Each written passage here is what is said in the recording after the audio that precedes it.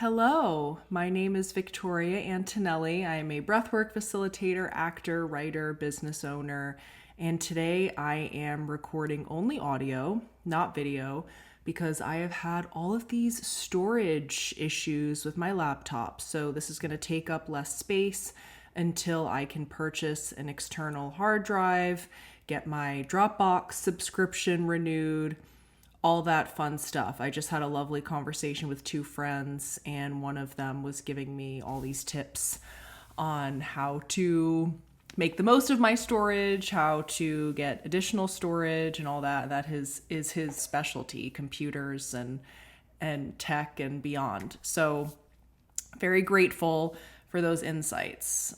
So for now, you're just going to hear my voice, but that will not be the case forever. And for today's topic, we are going to be discussing competition and jealousy, especially amongst women, and how to heal that, or at least how I have healed that. And hopefully that can inspire you to do the same if you resonate. And as part of this topic, I am going to give my inner critic and my inner perfectionist a little bit of pushback by not editing. I'm just going to ramble on today. I'm going to say I'm going to say I'm going to pause, I'm going to stutter, and we're going to go with it. Because this is my second time recording this episode today. So I'm here, and I do care. I care about how it sounds and I care about what I'm saying, but I don't care about being perfect. So here we are. I'm going to start with a story. We're going back to Los Angeles pre-pandemic. I was in a acting class, and this was an ongoing scene study class. And I was in it, at this point, I'd been in it consecutively for probably 6 months or so. So I had a lot of friends in the class. I was close with the teachers. And for whatever reason, I took a break, probably something financial, or I was traveling. And when I came back to class, there was this new student, this lovely woman who will remain anonymous.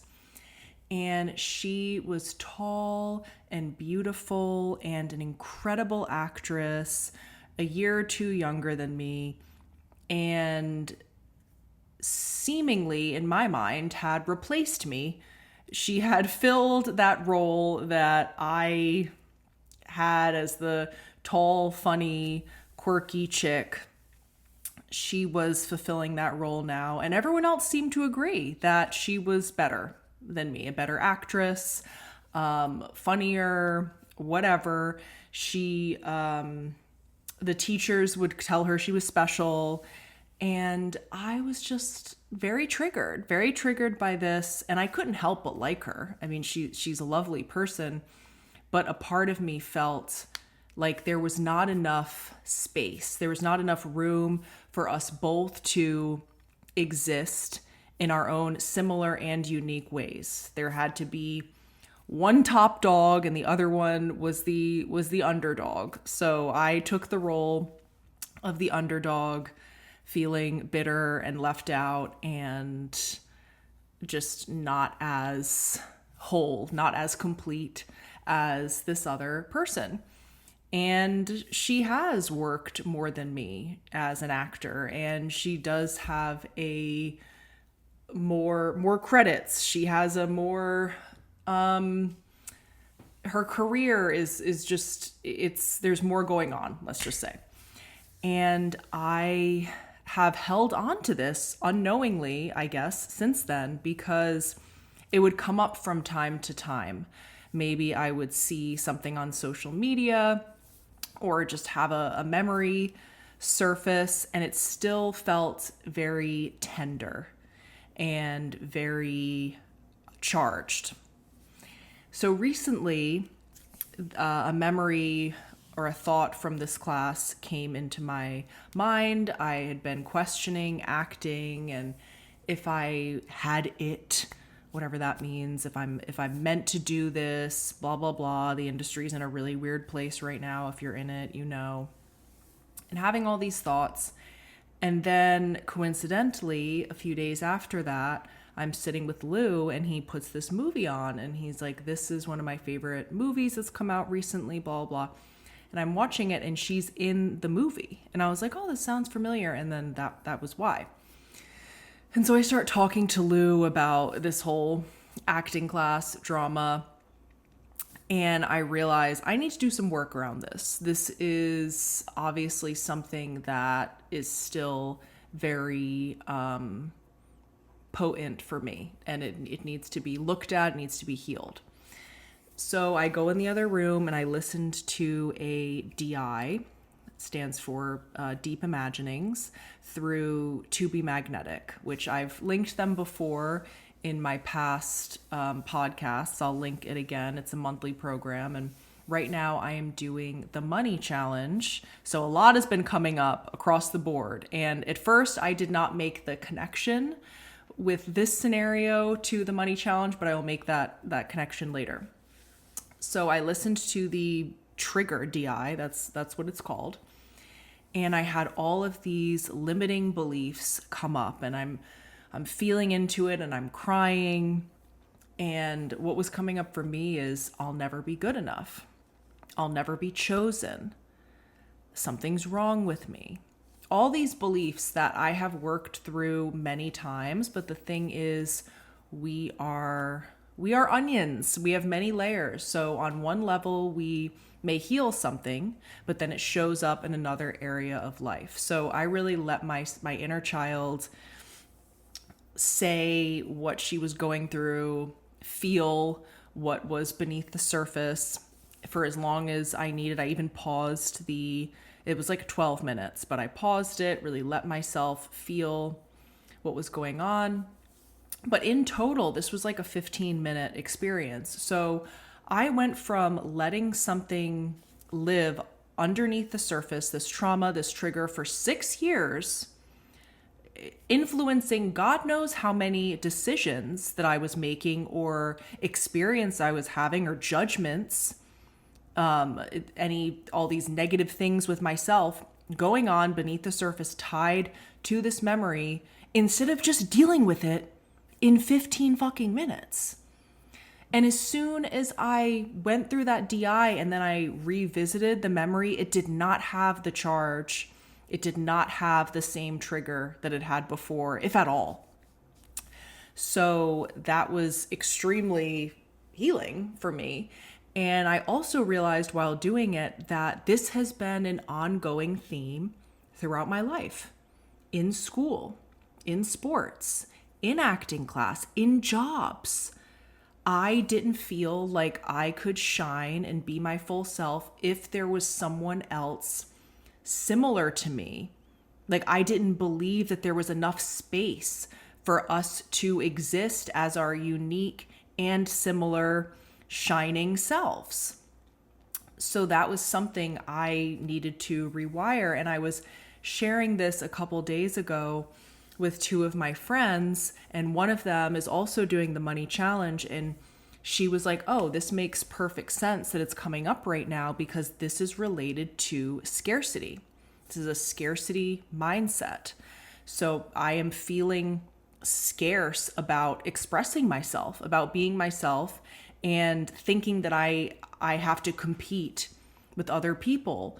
But really, the only person we are competing with is ourselves, even in acting, especially in acting, because you can do the best tape, you can coach, you can be in class, you can have the perfect outfit, you can do all of these, you can use all these different techniques. I think I already said that, and etc.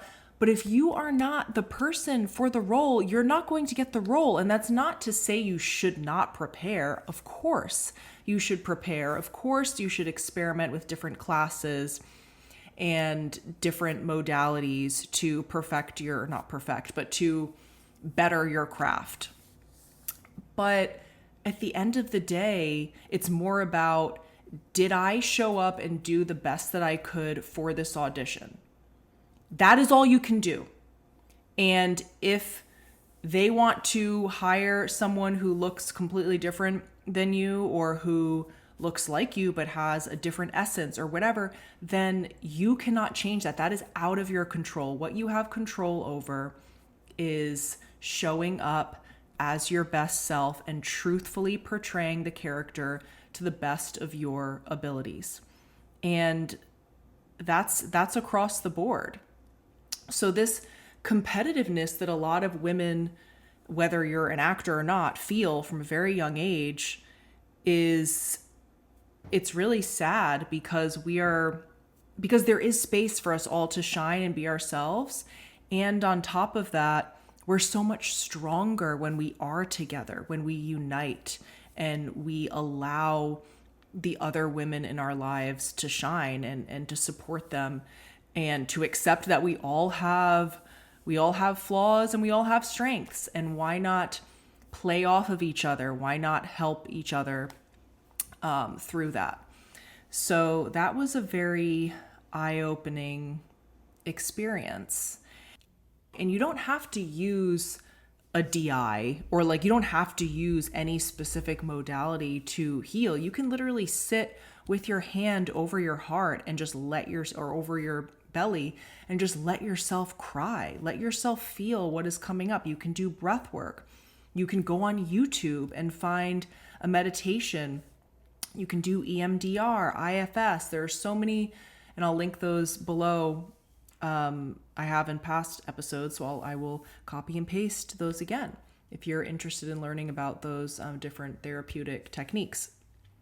So there are so many ways to get to the root of a pattern that continues to come up, and to actually heal it.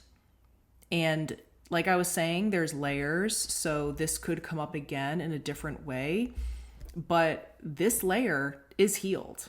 It took 15 minutes for me to heal this block that has been coming up, like I said, for my entire life. But this particular incident happened 6 years ago. So that is what I wanted to share today. And I think I'm going to end it there. I think that's the point I wanted to make. This is why I need to use notes. I get on here and I just go, and then I'm like, okay, that feels good. And then the podcast ends and I'm just like, wait, I want to make this whole other point. But that's what the next podcast is for. Oh, I remembered something else I wanted to say on the note of jealousy and competition. So people have such a negative view of jealousy, or feeling jealous, feeling envious of someone. Even in a lot of religions, it's like this big sin. I remember I was in a mass recently. I think it was my friend's wedding. Yeah, it was my friend's wedding in a Catholic church, and the priest was going on and on about jealousy and how it's this horrible sin to feel jealous. And I was rolling my eyes, because yes, what you do with jealousy, with that feeling of jealousy or envy, can be catastrophic, detrimental, and definitely negative.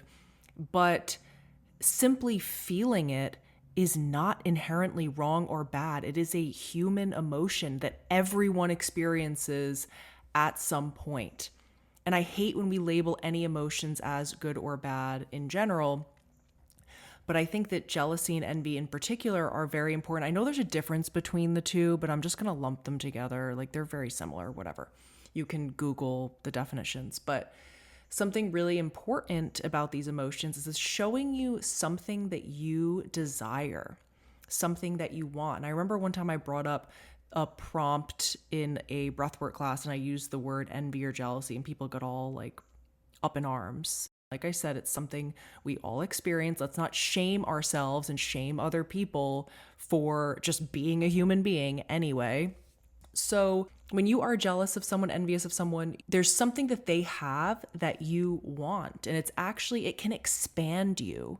If you do a little reframe, it can expand you into realizing that what this person is, their essence, their energy, their life, whatever they have that you are admiring, you can also have. What is possible for one is possible for all. It's not going to look exactly the same as them. You don't want to copy them. You're going to have your own version of it, but it is possible for you in your own unique way.